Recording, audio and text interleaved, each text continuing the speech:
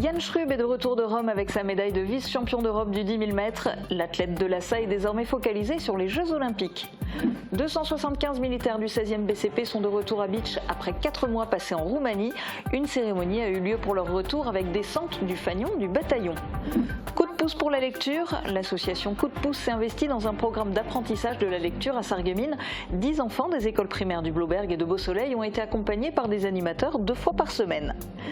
Le théâtre sans frontières se prépare dans le pays de Bitche. 165 enfants du CP à la 6e répètent le spectacle en français et en allemand. Ça fait 50 ans qu'on danse à Bitche. Ça méritait bien un gala d'envergure. 120 élèves ont proposé 33 chorégraphies à l'espace Cassin pour célébrer l'activité danse créée en 1974 et la construction du Mille Club. Bienvenue sur Mosaïque Cristal.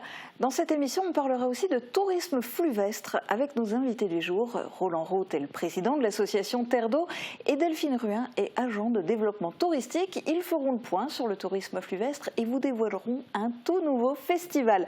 On s'intéresse d'abord à l'armée. Dans le cadre d'une mission pour l'OTAN, 275 militaires de Bitche sont partis en Roumanie en février dernier. La mission Aigle a été un succès. De retour à Bitche hier, ils ont participé à la cérémonie symbolique du BC du fanion du 16e BCP. Reportage d'Emilie Azel et Marie-Morgane Pires. Après 4 mois en Roumanie, loin de la France et de leur famille, 275 militaires du 16e BCP sont enfin rentrés à Bitche hier. C'est un grand moment de bonheur, pour être sincère. D'abord parce que nous avons vécu une très belle mission, donc avec beaucoup de beaux souvenirs pendant ces 4 mois de mission. Et beaucoup de bonheur aussi parce qu'on est très content après 4 mois de mission de rentrer à la maison. Rentrer à la maison, c'est-à-dire retrouver son unité d'origine, c'est retrouver sa garnison, ici Bitche. Et bien sûr, dans quelques instants, j'aurai l'occasion de retrouver mon épouse et mes enfants, donc un grand moment de bonheur. Avant de retrouver leur famille, le dernier passage obligé était à la mairie pour la cérémonie de bienvenue avec la descente du fanion du bataillon. Des élus et personnalités qui s'étaient rendus en Roumanie en immersion étaient également présents. En collaboration avec l'armée de 3 autres pays, les militaires ont participé à la mission Aigle dans le cadre de l'organisation du traité de l'Atlantique Nord. À la suite de l'invasion de l'Ukraine par la Russie, donc à partir de février 2022, la France a déployé en Roumanie des unités pour contribuer aux côtés des forces armées roumaines et des autres pays de l'Alliance à assurer la défense du territoire roumain face à une éventuelle menace venue de l'Est. Cette mission avait pour but de renforcer la posture dissuasive et défensive de l'OTAN sur le flanc est de l'Europe. Le 16e BCP était pour la première fois en mission en Roumanie. Que vous ayez prévu d'être en Roumanie ou n'importe où dans le monde ou en France, vous ne serez peut-être pas en mesure de vous rendre dans votre bureau de vote le 30 juin et le 7 juillet. Alors comment faire? Marie-Morgane va tout vous expliquer dans sa chronique.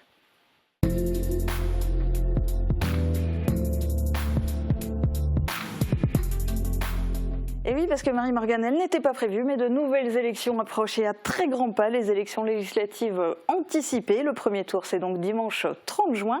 Et tu voulais du coup en profiter en amont pour nous faire un point sur les procurations. Oui, comme tu viens de le souligner, ce sont des élections inattendues. Emmanuel Macron a annoncé à la suite des résultats des élections européennes la dissolution de l'Assemblée nationale. Donc il va falloir élire de nouveaux députés dans chaque circonscription. Et au vu de la date, les dimanches 30 juin et 7 juillet, de nombreux électeurs seront probablement en vacances ou indisponibles pour se rendre dans leur bureau de vote. Alors comment voter par procuration? Eh bien 2 solutions s'offrent à vous. Dans les 2 cas, pensez à demander au préalable le numéro d'électeur de votre mandataire et sa date de naissance, ou alors toutes ses données d'état civil et sa commune de vote. Ensuite, la première option, c'est de faire une pré-demande de procuration en ligne. Pour cela, rendez-vous sur le site maprocuration.gouv.fr. Vous devrez vous connecter avec l'un de vos identifiants France Connect, donc par exemple les identifiants des impôts ou d'Amélie. Vous rentrez vos informations et celles de la personne qui votera à votre place. Vous définissez si la procuration vaut pour l'un des 2 tours ou les 2. Là, la démarche est assez simple et rapide. Une fois votre formulaire rempli, il faut faire vérifier votre identité pour que la procuration soit validée. Il faudra donc vous déplacer dans le commissariat ou la gendarmerie de votre choix. Lors de votre déplacement, pensez à avoir le numéro de référence de votre demande de procuration. Il vous est donné lors de la validation de la démarche en ligne et une pièce d'identité. Et donc au final, il faut forcément se déplacer ou bien est-ce que la démarche peut être faite intégralement en ligne ? Ça peut, mais uniquement si vous avez une identité en ligne certifiée France Identité. Alors cela concerne les personnes qui disposent des nouvelles cartes d'identité, celles au format carte bancaire, et qui se sont rendues dans une mairie pour faire certifier leur identité numérique. Si vous souhaitez le faire, c'est possible, mais toutes les mairies ne proposent pas ce service. La plus proche de notre arrondissement est Forbach, mais c'est aussi possible dans d'autres mairies en Moselle, comme Thionville, Sarrebourg ou Metz. Et pour un certain nombre sans doute de nos téléspectateurs qui sont moins à l'aise avec l'informatique, est-ce qu'il y a une solution ? Oui, bien sûr, vous pouvez aussi effectuer l'ensemble de votre démarche sans passer par Internet, en allant directement dans n'importe quelle gendarmerie ou commissariat pour remplir le formulaire. Il faudra là aussi une pièce d'identité, votre numéro d'électeur et celui de la personne chargée de voter à votre place, ainsi que ses noms, prénoms et date de naissance. Attention, dans ce cas, les délais d'acheminement seront plus longs que si vous faites votre demande en ligne au préalable, donc n'attendez pas pour le faire. Et à qui peut-on donner sa procuration de vote ? Eh bien, à n'importe quel électeur, il n'est pas obligé d'habiter dans la même commune que vous. Par contre, il devra se rendre dans votre bureau de vote le jour du scrutin et un mandataire ne peut avoir qu'une seule procuration. À noter que ce sera à vous d'informer le mandataire que vous lui avez donné procuration. Il ne sera pas averti par mail ou quoi que ce soit, donc n'oubliez pas de le faire.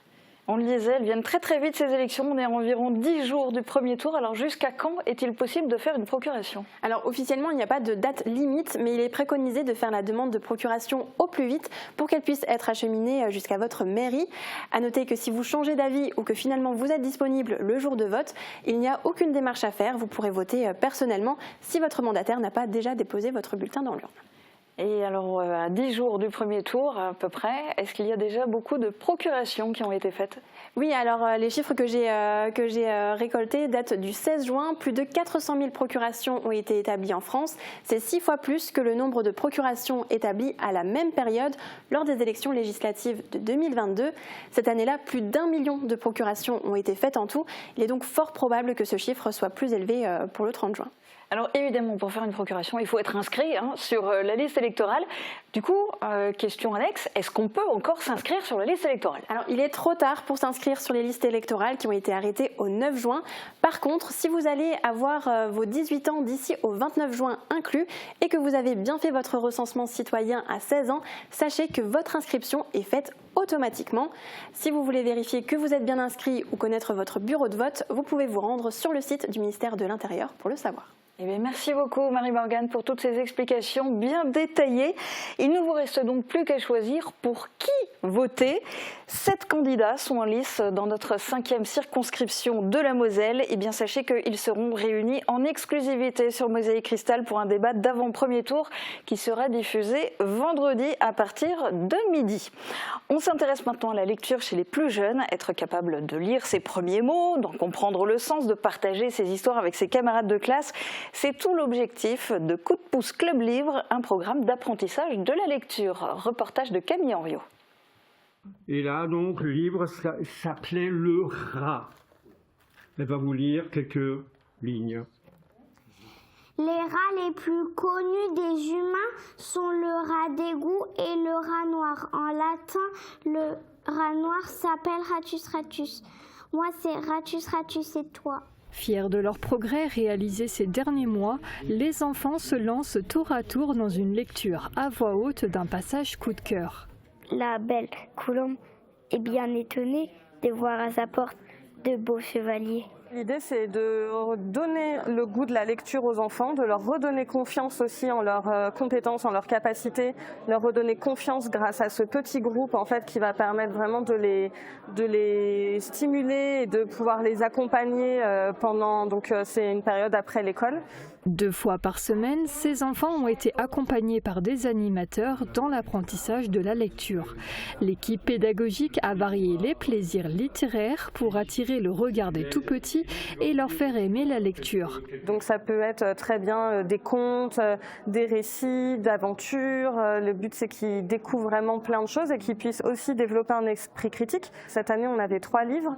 Il y en avait un, c'était autour d'une princesse, une autre autour d'une cabane un peu mystérieuse et là la famille déconnectée avec un petit chien Cookie a priori du coup qui a beaucoup plu aux enfants. C'est ce livre qui a remporté l'adhésion des participants.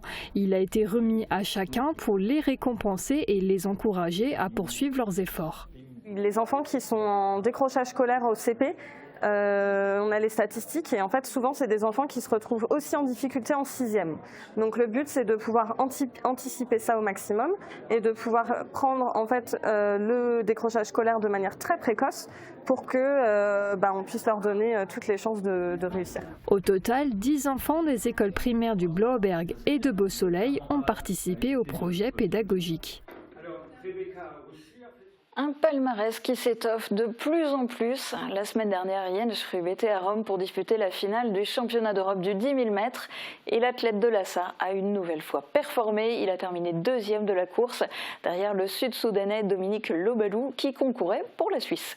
En raison de son emploi du temps chargé, nous n'avons pas pu l'accueillir en direct dans l'émission quotidienne, mais Jens Schrub a répondu hier après-midi aux questions de Guillaume Dumonteil. Est-ce que vous pouvez nous parler un petit peu de votre course, comment vous l'avez vécue, comment ça s'est passé ? C'était une course très très différente de Munich il y a 2 ans.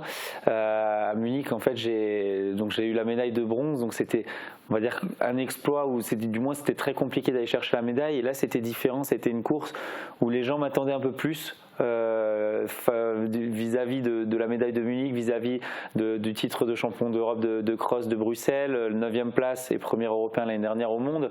Donc on m'attendait, sauf que ce que les gens ne savaient pas, c'était qui y avait sur la start list. Et c'est vrai que c'était un moment très angoissant, très stressant, parce que les médias, les gens, ils arrivent quand même à mettre un petit peu de pression sur mes épaules, parce que c'est vrai que moi, la médaille était quasiment inespérée cette année, avec deux nouveaux naturalisés africains qui ont fait part de leur première course européenne cette année, de 2 autres personnes qui ont très très bien progressé depuis 2 ans, et puis Jimmy que j'oublie pas, d'autres Anglais.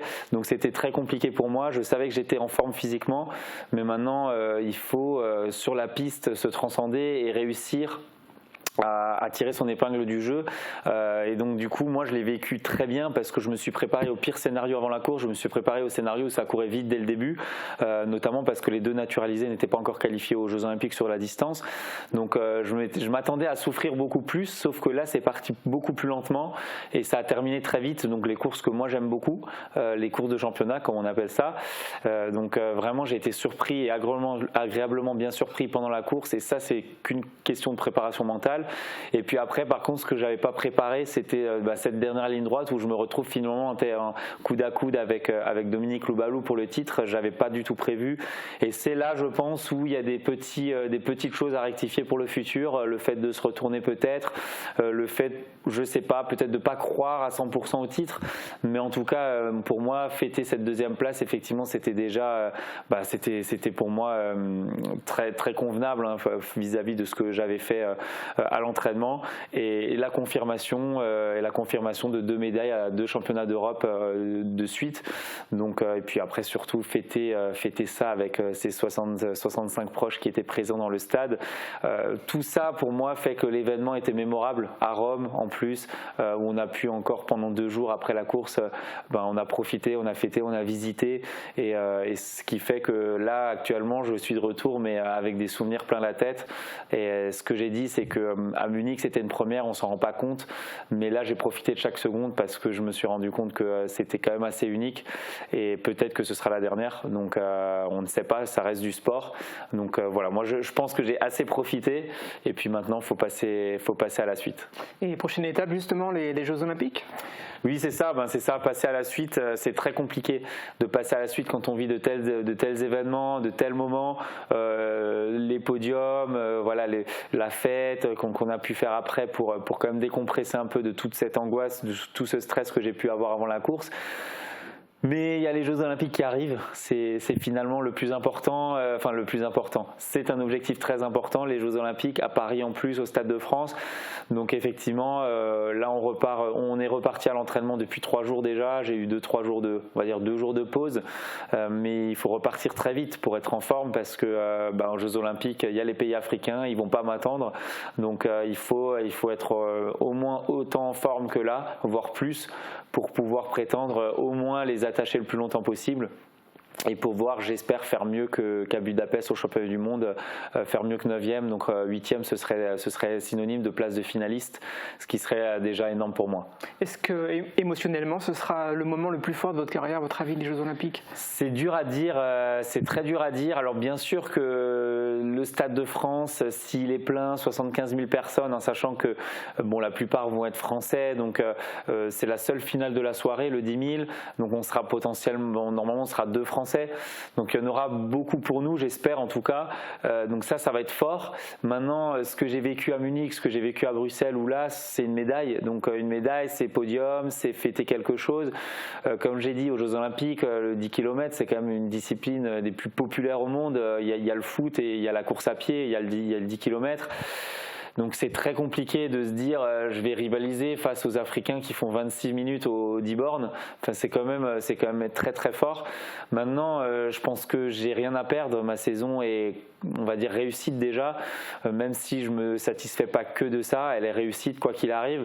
Donc est-ce que maintenant je vais prendre plus de risques au jeu, quitte à complètement craquer, mais j'ai juste envie de profiter et de me dire que j'aurai aucun regret après la course. Là maintenant j'ai assuré les Europes et il faut maintenant que je prenne un peu plus de risques au jeu pour essayer de faire un maximum de choses et pouvoir un peu donner du spectacle au public aussi.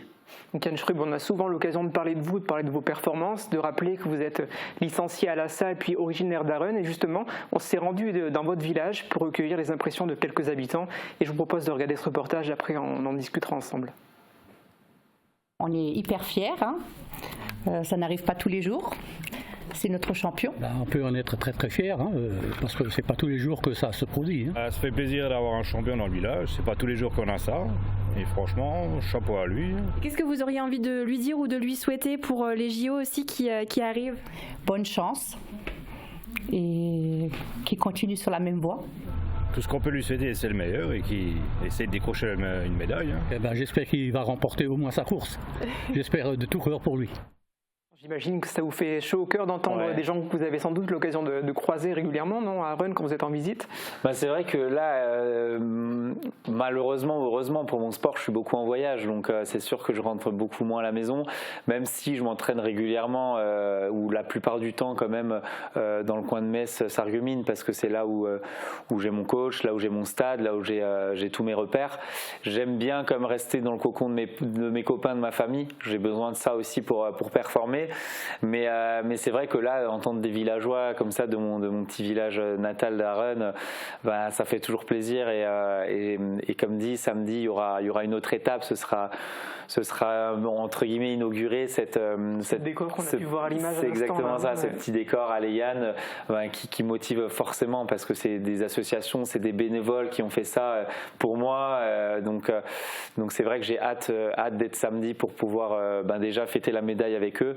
Parce que j'étais licencié aussi dans une assoce d'Arren, le football club d'Arren. Donc j'ai hâte de tous les voir, de tous les revoir aussi. Pour certains, j'en ai pas vu depuis longtemps, et ça donnera, je pense, une bonne bouffée d'énergie pour la dernière ligne droite, le stage de Vichy de préparation avant les Jeux Olympiques. Justement, la préparation, j'allais en venir. Comment vous allez vous préparer pour les Jeux Olympiques? En fait, je suis on va dire, on refait un cycle. On est en train de refaire un cycle. Donc là, on est plutôt dans une période encore tranquille où j'ai pas de grosses séances. Et d'ici une semaine et demie, on ira donc au championnat de France. Et ensuite, après les championnats de France, on va aller, on va dire 3 semaines à Vichy pour rejouer sur l'altitude en chambre hypoxique, pour rejouer sur la chaleur éventuelle qu'il peut y avoir à Paris, où on va s'entraîner en thermoroom. Il y aura des scientifiques qui vont un peu m'accompagner, et puis il y aura une ambiance studieuse sportive, puisqu'il y aura toute l'équipe de France de natation avec un Léon Marchand, Manodou, qui va me mettre dans les meilleures dispositions olympiques pour au moins avoir cette motivation olympique que cette équipe peut avoir, qui sont en train de faire le championnat de France en ce moment, et me donner de la motivation et de la confiance pour les Jeux. On parlait de sport, on parlait de médecine, et bon, ça va bien parce que vous êtes avec nous sur votre plateau, et justement, vous avez passé une thèse pour devenir docteur en médecine, donc ça y est, vous êtes docteur. comment ça va se passer et quand est-ce que vous allez commencer votre carrière professionnelle? Oui, exactement. Alors moi, ça fait donc 1 an et demi maintenant que j'ai mis en césure, grâce à ma faculté, à mes professeurs et à mes médecins, mes anciens chefs qui me suivent. J'ai mis en césure donc la médecine pour me consacrer à 100% à mon sport, pour me consacrer à 100% au projet Jeux Olympiques, parce qu'avant tout c'était une qualif. J'ai changé un peu d'objectif depuis, mais en tout cas à la base c'était la qualification.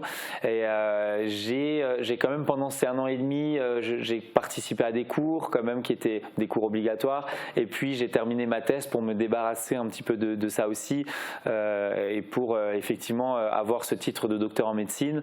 Mais c'était aussi et avant tout pour me libérer l'esprit de ça avant les grosses échéances qui arrivaient, donc Rome et Paris. Et maintenant il me reste 2 stages de 6 mois à faire, donc à partir du mois de novembre je vais refaire mes deux stages de 6 mois. A priori j'ai déjà des petites idées de stage, mais rien d'acté encore, même si on est en train de voir actuellement où est-ce que je peux aller, mais derrière ce sera continuer ma carrière jusqu'à, je pense, Los Angeles, où j'ai envie encore de progresser, parce que là je progresse chaque année, j'ai que 28 ans, ce sport c'est assez tardif, donc je pense qu'au moins jusqu'à 34-35 ans on peut progresser. Donc là, j'aurai 32 ans dans 4 ans, et je pense qu'au moins jusqu'à 32 ans, j'ai envie de continuer ma carrière et voir ce que ça peut donner au niveau chronométrique et au niveau médaille encore. Je crois que vous l'avez ramené justement, cette médaille que vous avez décrochée la semaine dernière. Est-ce que vous pouvez la montrer aux téléspectateurs, cette belle médaille? Elle est particulièrement belle, particulièrement grande. Elle est vraiment sympa. Avec le Colisée, c'est ça qu'on voit dessiné sur la médaille? C'est ça, exactement. Il y a le Colisée, le symbole de Rome. Et c'est vrai que pour moi, elle a une saveur particulière. J'ai regardé le film juste avant la course, en fait, pour me motiver. Et c'est vrai que le film Gladiator, exactement. Okay. Et c'est un film de toute façon que j'adorais. Et donc de le regarder à Rome avant cette course, ça m'a fait du bien. Et puis surtout après, j'ai fait donc la petite photo avec la médaille devant le Colisée pour immortaliser un petit peu tout ça. Donc c'est aussi les à côté que j'aime bien quand on fait une médaille. Il n'y a pas que le moment présent, mais il y a les à côté qui sont formidables. Vous en avez bien profité, quoi. Exactement, ouais, c'est ça. Bon, et bien on vous souhaite le meilleur pour la suite. Beaucoup. Et puis en espérant une belle performance de votre part aux Jeux Olympiques. Merci. Et oui, on croise les doigts, Yann. Tout autre sujet, un demi-siècle, ça se fête. Les 50 ans de l'activité danse et de la construction du 1000 Club ont été célébrés à l'espace Cassin de Beach. Les festivités se sont déroulées pendant toute une journée.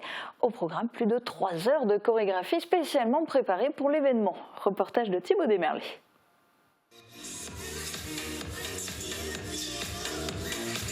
Pour les 50 ans, il fallait marquer le coup. Sur la scène de l'espace Cassin de Beach, 120 élèves de 5 à plus de 60 ans ont proposé 33 chorégraphies devant une salle comble. L'événement est de taille, c'est l'anniversaire de l'activité danse créée en 1974 et de la construction du 1000 Club. Beaucoup de travail, depuis 3 mois on travaille dessus, mais quand on voit le résultat, les élèves, les parents, la salle Cassin qui est remplie, voilà, c'est émouvant. En plus des représentations sur scène, une exposition a été installée qui retrace une grande partie de l'histoire de l'activité danse, avec notamment des photos des premiers galas. On s'est dit qu'il fallait marquer le coup, donc en plus du traditionnel gala, il fallait autre chose. D'où l'idée de l'exposition commémorative, il a fallu faire le tri entre des milliers de photos, un crève-cœur. Quand tu as 100 photos, il faut en garder une dizaine, revoyure dans 50 ans. Mais nous, on ne sera plus là, mais d'autres prendront la relève, je l'espère. Les festivités ne se sont pas limitées aux 3 heures de chorégraphie. Un show variété et une soirée dansante familiale ont prolongé la célébration. Un projet théâtral de grande envergure est en préparation. De nombreux élèves de primaire et de collège sont en pleine répétition d'un spectacle bilingue qui va rassembler des classes d'une dizaine d'écoles du Pays de Beach. Les répétitions de ce théâtre sans frontières ont commencé il y a plusieurs mois déjà, avec l'aide d'intervenants qui ont fait plusieurs fois la tournée des écoles. Le spectacle aura lieu le 21 juin à l'espace Cassin, mais uniquement pour les parents. Voici un aperçu dans ce reportage d'Emilia Zil. 165 enfants du CP à la 6e et 7 écoles du Beacherland réunies pour un projet théâtral, Théâtre sans frontières. Pour ce spectacle, les élèves préparent des sketchs et des scénettes en allemand et en français. Certains reprennent des contes traditionnels en les modernisant, comme La princesse au petit pois ou Cendrillon. Ich bin der Prinz deiner Traume und ich bin so schön. Ja, es ist so traurig. Ich bin so froh. Und ich bin so schön. La réalisation de ce théâtre sans frontières regroupe des classes des écoles de Philipsbourg, Bérenthal, Egelsart, Volminster, Hautevillers, Valdouze et une classe de 6e de Bitche. Alors on fédère en fait plusieurs écoles, plusieurs classes parce que c'est vraiment la thématique du TER, le territoire éducatif rural, de pouvoir autour du collège de secteur rassembler justement les écoles autour d'un projet commun pour partager des moments d'émotion et réaliser des pièces de théâtre, des chants, enfin tout ce qui peut rassembler les élèves. Pendant les répétitions, un conseiller pédagogique a aidé les classes. Par rapport à ce que j'ai vu, on va essayer de réajuster, on va essayer de leur donner des conseils. S'ils ne voient pas qu'il faut parler fort, on donne des exemples. On donne des exemples de démarche, d'attitude, de gestuelle. Voilà, on est vraiment là comme un guide pour améliorer la mise en scène et surtout, je dirais aussi, pour favoriser les effets comiques. Les enfants sont ravis de pouvoir jouer la comédie. Je dois jouer le prince et mon but c'est de trouver ma princesse. J'ai un aspect à peu près comme je suis d'habitude. Je trouve ça très cool de jouer un rôle, de participer à quelque chose avec l'école et en allemand parce que on fait pas beaucoup d'allemand. Oui, ça me plaît énormément. C'est de jouer l'exagération et aussi ce que j'aime c'est que j'aime faire aussi du théâtre.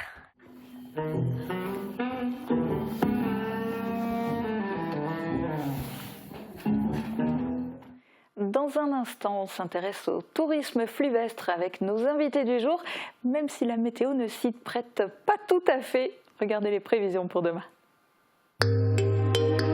Protégez et mettez en lumière votre maison avec toutes les nuances de crépi proposées par Moder Habitat.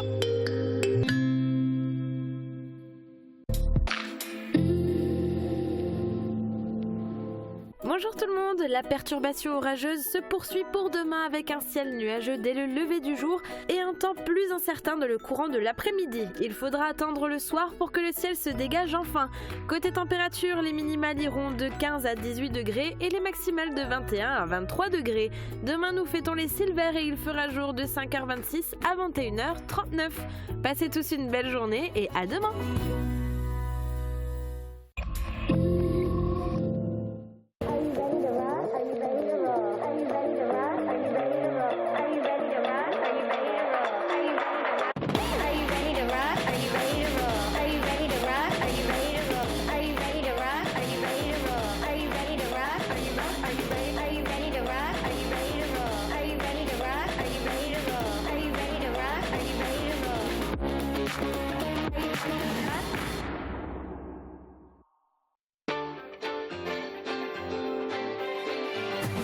Du 28 au 30 juin, vivez un week-end de fête à Sarreguemines à l'occasion du grand festival des arts de rue de la Saint-Paul.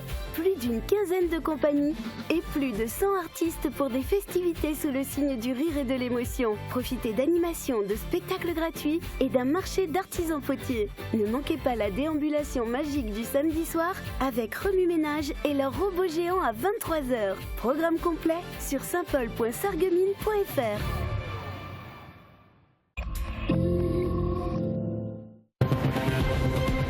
Débat d'avant-premier tour en exclusivité sur Mosaïque Cristal avec tous les partis en lice dans la 5e circonscription de la Moselle. Découvrez les programmes en détail pour ces élections législatives anticipées. Rendez-vous vendredi dès midi sur Mosaïque Cristal. Terre d'eau, association bassin touristique des canaux de Sarre et de la Marne-au-Rhin, est née en décembre 2016. Roland Roth, aujourd'hui, qui sont les membres de l'association ? Nous en avons un certain nombre qui couvrent donc l'ensemble d'un territoire qui est relativement important, puisque nous sommes dans une thématique particulière, il faut de l'eau. Et nous avons cette possibilité de pouvoir profiter du charme de notre cours d'eau, la Sarre, même si parfois elle est un peu turbulente, quoi. On l'a constaté il y a peu de temps. Donc ce territoire démarre à Sarrebourg, donc communauté de communes de Sarrebourg, Phalsbourg, l'Alsace-Bossu, le Saulnois et Sarreguemines, donc bien entendu. Voilà pour les intercommunalités. Il y a en plus 17 communes qui adhèrent individuellement. Ce sont les communes mouillées, comme on a l'habitude de le dire, qui ont un petit équipement portuaire ou un équipement plus important. Sarreguemines, par exemple, est bien desservi dans ce domaine. Et puis, nous avons également comme membre l'Eurodistrict pour la partie sarroise de notre cours d'eau. Alors au niveau du concept, là on est dans une société où on a plutôt tendance à vivre à 100 à l'heure, mais vous faites la promotion du slow tourisme. Oui, la tranquillité. La tranquillité, mais nous avons estimé qu'il y avait nécessité de promouvoir ce type de tourisme, et puis on sent un intérêt dans la population, effectivement. D'ailleurs, les chiffres sont intéressants quand on voit l'évolution. On se rend compte que la communication que nous faisons depuis la création de cette association porte ses fruits. Donc nous avons jusqu'ici, l'essentiel de notre activité, c'était de la communication. Nous sommes là pour cela. Ça va changer maintenant puisque on s'occupera également d'animation. Ok, alors dans les réalisations, vous disiez, il y avait surtout de la communication. Est-ce qu'il y a d'autres réalisations qu'on peut citer depuis le début de l'association ? Des réalisations, alors bon, en matière de communication, nous sommes sur tous les réseaux, sous tous les vecteurs de communication qui sont actuellement disponibles. Nous avons créé une marque de destination avec Terre d'eau. C'est cette fameuse appellation qu'on rencontre par exemple sur les pistes cyclables ou à d'autres endroits et qui nous identifie. Nous avons réalisé ou fait réaliser des films intéressants en matière de présentation de notre réseau. Je crois qu'on peut dire entre parenthèses que nos canaux aujourd'hui sont ceux qui en France, donc au niveau national, sont situés en 2e ou 3e position en matière de fréquentation. Donc nous sommes relativement bien placés et cela signifie qu'il faut développer, il faut encore faire mieux pour que ces activités prennent de l'ampleur. Alors ça va être prochain challenge. Oui. Est-ce qu'on sait déjà comment ça va se traduire, les prochains challenges ? Oui, nous avons l'intention d'élargir un peu le label Pavillon Bleu, puisque aujourd'hui Sarreguemines en dispose. Mais pour nous, il serait intéressant d'avoir des relais sur l'ensemble du bassin versant de la Sarre, et je crois que ça fait partie de notre prochain travail. Nous aimerions aussi mettre en place un volet investissement, mais c'est beaucoup plus compliqué. On souhaitait éventuellement créer un équipement qui permette d'accueillir des touristes et leur proposer un certain nombre d'activités. Ce sont des opérations coûteuses, que nous ne pouvons pas nous permettre pour l'instant.